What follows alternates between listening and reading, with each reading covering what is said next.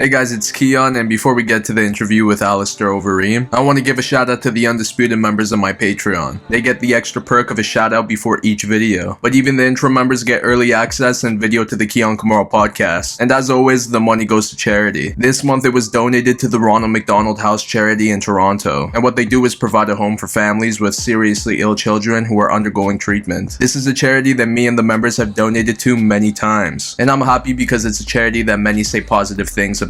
So once again, thank you to all the members of my Patreon for making this possible. And if you want to donate, all the info will be down below. Now let's get to it. Good morning or afternoon. Yeah, good afternoon, man. It's finally nice to talk to you, man. How are you doing? Yeah, good. All is good. Camp is wrapped up. We're gonna head to Vegas tomorrow. So just packing up today, actually.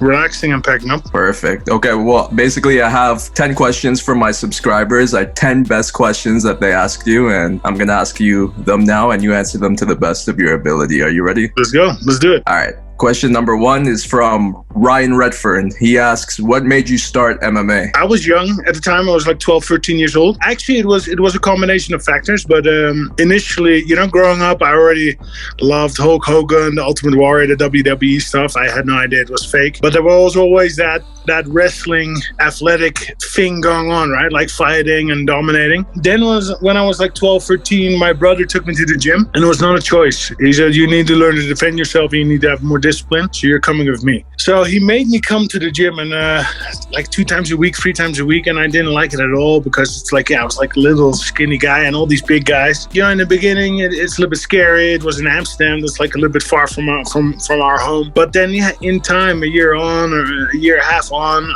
I start to like it. I start to get better at it. I start to kick other people's ass. And so that's a little bit of what got me started. But there's another thing. At that time, I also had some really jobs. I did conveyor belt work a couple of days, and I really hated it. I really just hated working, period. And then on the other hand, I had my older brother to look up to because he was kind of like training, fighting, had his own money, had his own car, had his own house, very kind of independent, free lifestyle. So I had him to look up to. And then the regular life, the working 9 to 5 that I really looked down to. So I just kind of followed in his footsteps.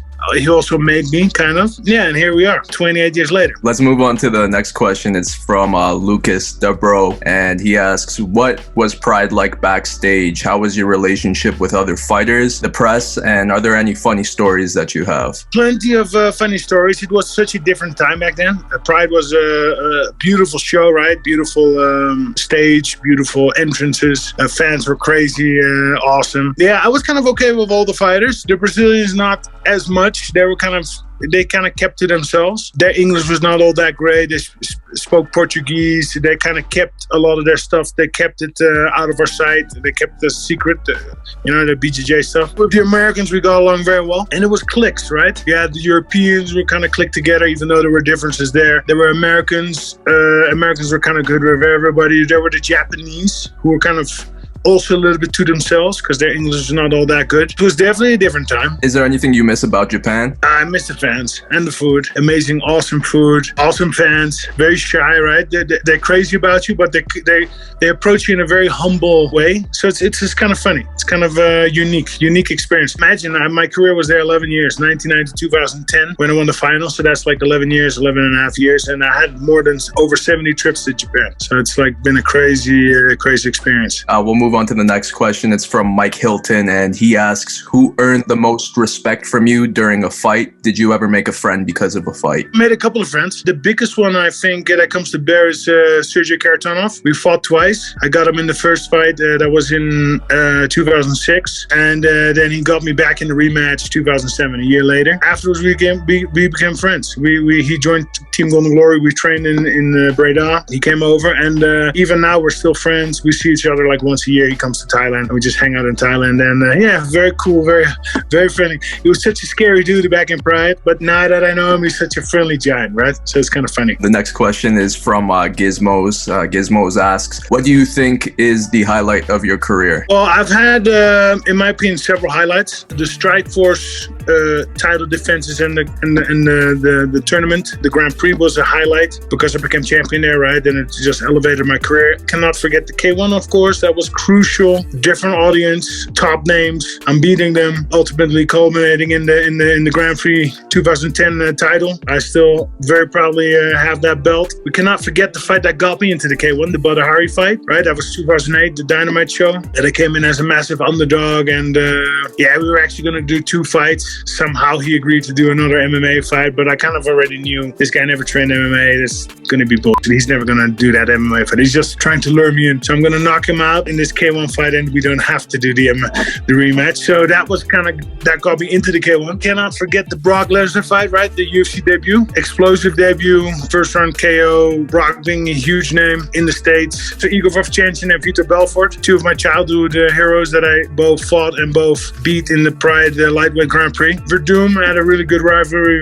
with him. We really dislike each other. Respect is there, but we dislike each other. And then when you beat it, because I went 2-1 with him, so that third fight was it, right? And even the second fight. So the first fight was in Pride. He beat me. I was not fit going into that fight. I was pissed about that result because I was not fit, but I knew I was better. Well, in the meantime, Verdum had a good rise. He was beating guys, and then the rematch came about in Strikeforce. And what happens 3 weeks before the fight, or 4 weeks before the fight, actually, I break my foot. I break a bone like a toe. I have to call off the rematch. And I'm like, no, I don't want to call off the rematch. And it's also the Grand Prix, right? So it's like there's a lot of stake. He was talking a lot of smack. I kind of was creative. I duct taped my tape. I put on a wrestling shoe. I switched my running into swimming. I kind of adapted the training massively, and I kind of got ready for the fight. In the fight, I beat him on decision. He was tough though. He was in shape. He just came from the Fedor win, so his market value was huge. His confidence was huge, skyrocketing. But I got him back on decision, and then we went into the final fight, right, in UFC. And in the meantime, he had already become UFC champ. So that was kind of like a heated rivalry. I'm sure he shares the same thoughts. We cannot forget Mark Hunt, the other K1 champ. I KO'd him and I submitted him. So that was pretty good, I think. Hard, tough puncher. Getting a little bit older now, but back then he was still dangerous, right? Let's move on to the next question. It's from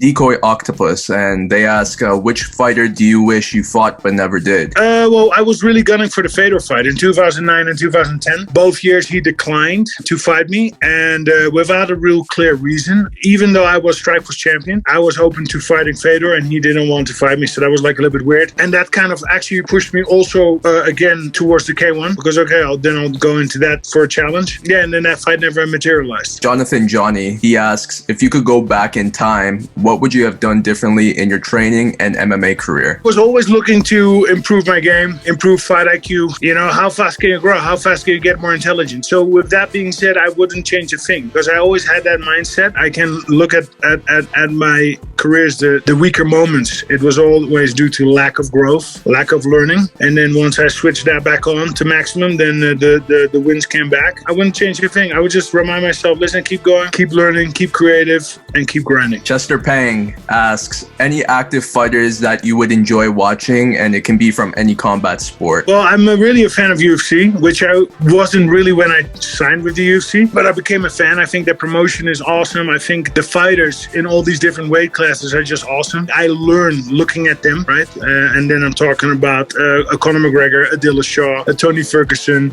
Justin Gaethje. All these guys are just awesome. And even in the heavyweight division, Stipe Miocic is awesome. Francis Ngannou is awesome. All these guys, even the girls, Joanna Johansik, Rose Namajunas. So a lot of respect to all these great athletes, and I enjoy watching. I became a fan because of that. Eggman70, he actually says, I'm a medical student from Sudan, and for the longest time I've been struggling with my willpower and motivation. I feel like Overeem is on another level in terms of dedication, and I would love to hear his tips on how I could stay motivated and dedicated to improve my life. Life is sometimes tough, right? I mean, we all have that. I think the things that I do is I try to always look at the positive side of things. The glass is always half full. So that's one thing. I always try to make it nice for myself. So you have to take care of yourself, right? You have to keep your house clean. You have to make sure your car is nice and washed. And, you have to make your life nice. People can't take that away from you. You're doing that yourself. So the glass half full, you take care of yourself and your life and your loved ones, right? you find good people, you take care of them, they're going to take care of you. And I think if you combine those three things and you keep working hard and creativity, you will end up always fine. Morbius asks, when you retire from MMA, how would you like to be remembered by the fans? You know, I never really fought for fans. I just always fought